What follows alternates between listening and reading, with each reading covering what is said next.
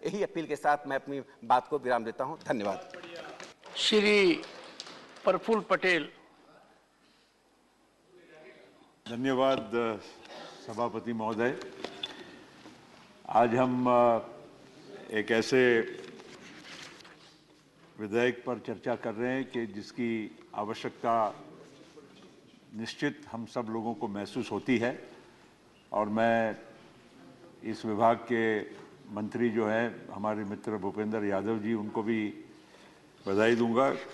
ठीक है, कुछ पहलुओं पे हमारे और सुझाव हो सकते हैं, लेकिन इसका मूल जो उद्देश्य है इससे हमारा कोई मतभेद नहीं है।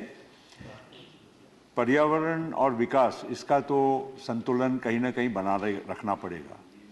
पर्यावरण भी उतना ही आवश्यक है, लेकिन 135 करोड़ की आबादी के विकास को भी और उनके जीवन का स्तर बनाए रखने के लिए भी हमको बैलेंस, फाइन बैलेंस जिसको बोलते हैं, ये बना के रखना पड़ेगा। और ये पर्यावरण के बारे में हमारे देश में कई वर्षों से हम लोग प्रयास कर रहे हैं। पूर्व पर्यावरण मंत्री भी यहाँ बैठे हैं, वर्तमान भी है। कुछ चीज़ों में हमारे इनके मतभेद भी होते थे, ऐसी बात नहीं है, मेरे उनको जानकारी है, मगर लेकिन ठीक है, मुद्दा ये है कि विकास भी होना चाहिए, पर्यावरण का संरक्षण भी होना चाहिए। मैं जिस इलाके से आता हूँ, गोंदिया जिला है, महाराष्ट्र का अंतिम जिला जो मध्य प्रदेश छत्तीसगढ़ से लगा हुआ है।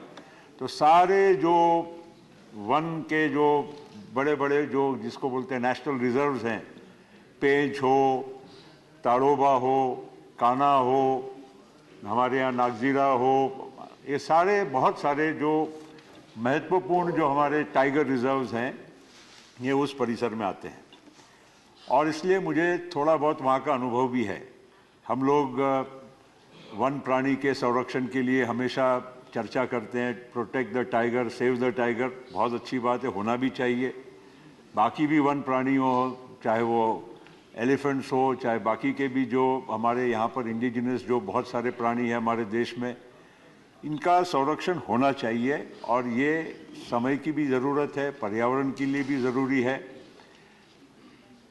आज हम अक्सर देखते हैं कि वन प्राणी और ख़ास करके टाइगर, लेपर्ड्स, जो बाकी के जो पशुओं को या इवन ह्यूमन बींग्स को अटैक करते हैं, ये अपने अपने जो क्षेत्र से बाहर आकर ऐसी बहुत ह्यूमन मैन एनिमल कॉन्फ्लिक्ट्स बढ़ते जा रही है। और ये क्यों बढ़ रही है, इसका भी हमको संशोधन करने की ज़रूरत है। थोड़ा बहुत मैं अपने अनुभव से कह सकता हूँ कि जैसे एक टाइगर रिजर्व है या कोई भी मतलब सेंचुरी है, वहाँ खाली टाइगर अकेले नहीं होते हैं, बाकी और भी प्राणी होते हैं।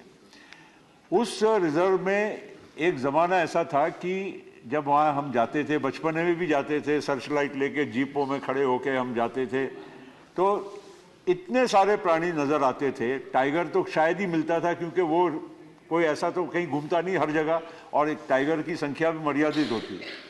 लेकिन नीलगाय हो, चीतल हो, सांबर हो, हमारे भालू हो, बाइसन हो, ऐसे कई प्राणी हमको जंगलों में बहुत बड़ी मात्रा में नज़र आते थे। आज आप वही जंगल में जाएंगे तो आपको नीलगाय हो, सांबर हो, चीतल हो, या जो भी जो एक जो जिसको बोलते हैं कि ग्रेजिंग एनिमल्स हैं, ये हमको उस संख्या में अब नज़र नहीं आते हैं। अब आप कहोगे कि शेर हो, चीता हो या लेपर्ड हो, चीता अभी आया, लेकिन लेपर्ड को अपने यहाँ सामान्य अभी भी चीता ही बोलते हैं गांव में, क्योंकि स्पॉटेड है। तो ये सब प्राणियों को आज उनकी प्रे जो चाहिए, वो खाएगा क्या? वो घास तो नहीं खाएगा, उसको चाहिए उसका शिकार, और वो शिकार की मात्रा कम होते जा रही है महोदय। उस वजह से मेरा निवेदन है मंत्री महोदय से कि बाकी के आपके सभी प्रयास सराहनीय है, उसमें कोई दो राय नहीं है, आप जरूर उसमें आगे बढ़िए, लेकिन इस एस्पेक्ट को बहुत ध्यान रखिए। आज मुंबई जैसे शहर में संजय गांधी नेशनल पार्क है, वो संजय गांधी नेशनल पार्क के चीते, वहाँ के लेपर्ड जो हैं, वो पूरे शहरों में आ रहे हैं। आज मुंबई जैसे शहर में बॉर्डर पे लोग आते हैं, वो चीते आते हैं और लोगों को वहाँ पर नेचुरली चाहे वो कुत्ता हो, चाहे कोई गाय हो, पशु हो, या कोई इवन इंसान हो, बच्चे हो, उनको भी खाने का काम करते हैं। क्यों? कि वहाँ पर कुछ उनको जो नेचुरल जो उनका शिकार होना चाहिए वो मिल नहीं पा रहा है। तो मेरी यही बात है, निवेदन है कि आप इस बारे में बहुत ज़्यादा ध्यान दीजिए। दूसरा, जहाँ तक अब सड़कें बनती है, नेशनल हाईवेज बनते हैं, 2 मिनट, नेशनल हाईवेज बनते हैं, वहाँ पर हम लोग काम रोक देते हैं। नेचुरली ठीक है, पर्यावरण का, पर एक पॉलिसी, एक नीति कॉमन बना दीजिए ना, कि भाई अगर नेशनल हाईवे है, कहीं कोई फॉरेस्ट एरिया में से जाता है, तो वहाँ पर किस तरह से वहाँ पर वो वायरडक्ट बनाया जाए, या जिस तरह से भी अंडर पासेस हो, ताकि एक नेशनल हाईवे का काम बार बार आपके मंत्रालय में आकर वहाँ पर एनजीटी में जाएगा और उसका क्लियरेंस होते होते हाईवे बन जाएगा, लेकिन उस पोर्शन को 10-10 साल तक मान्यता नहीं मिलेगी। तो why don't we have a national policy where roads are going to be required, development can not stop. तो आप उसकी एक नीति बना लीजिए, तो ये बहुत ज़रूरी है। और तीसरा और अंतिम मेरा एक निवेदन है कि हम जिस क्षेत्र से महाराष्ट्र में आते हैं वो विदर्भ का इलाका माना जाता है। एक ज़माने में हमारे तनखा जी हमारे को जानते हैं, सीपीएन बिरार का वो हिस्सा था।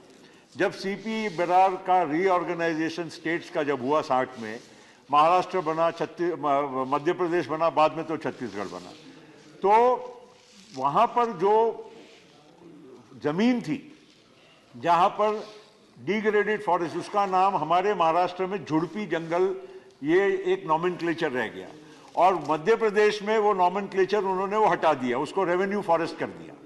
तो रेवेन्यू फॉरेस्ट में डेवलपमेंट हो सकता है, लेकिन झुड़पी जंगल का नॉमेनक्लेचर वो जंगल की परिभाषा में ही रह गया।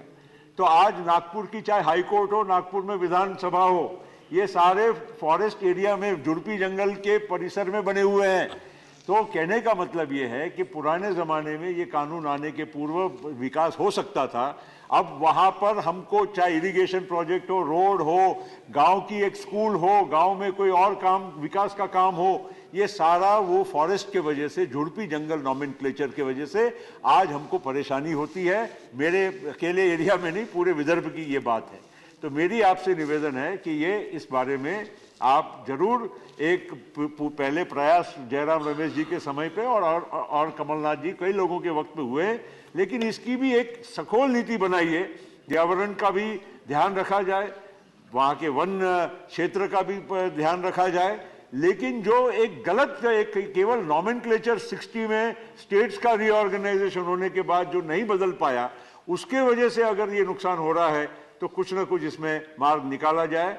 आपके इस बिल के लिए आपको सराहना करते हुए आपको पूरा हमारा सहयोग रहेगा। बहुत बहुत धन्यवाद। श्री कुमार केतकर।